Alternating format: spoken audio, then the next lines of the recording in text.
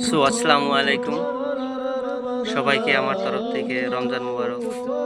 Actually আমি video দিতে পারতাছি না, ভিডিও বানাইতে পারতাছি না, কারণ রোজার মাসে ভিডিও বানাইটা ভালো লাগে না। কারণ ফানি ভিডিও বানানোর গেলে পরে কিছু খারাপ ভাষা কল লাগে। তাই আজকের ভিডিও অল্প লং হইতে পারে, কিন্তু কথাটা অল্প মনোযোগ দিয়ে শুনবেন। তার মানে আমার বুঝতে অল্প ভুল হইতেছে নাকি আমি বুঝতে পারতাছি না। যদি পারেন আপনারা অল্প বুঝাই দিবেন।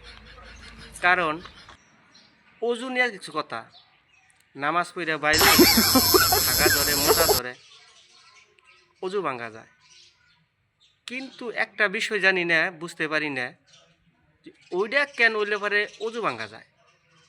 কারণ ওটা তো ওইরকম কোনো বস্তু না যে অজু ভাঙ্গা যাব। আপনার কথা বুঝেন স্যার, পেশাব করলাম ইঞ্জিন ওইটা ধুইতে লাগে, আর লেট করলাম হাগা ধরলো হাঁকলাম ওইটা অল্প ধুইতে লাগে, কিন্তু ঠাস করে একটা পাত বাইরে পাত রাখে ধরে রাখুন যায় কোন পাত দিলে নাকি অজু ভাঙ্গা যায়, পাত দিলে হে গুয়া গুন্দ হয়, ওটা কি অজু ভাঙ্গা যায়? এটা দিশা হয় না। ধুইলে গুয়া দন লাগে, আত্মাও দন না গুকে। যদি আনের কিছু বুঝা থাকুন জান আমার অবশ্যই বুঝাই।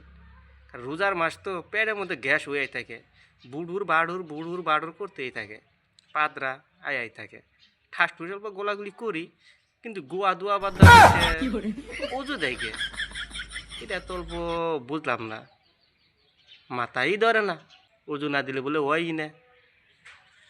সো এতুই আমার কথা। देख तो कैसे सर मारा।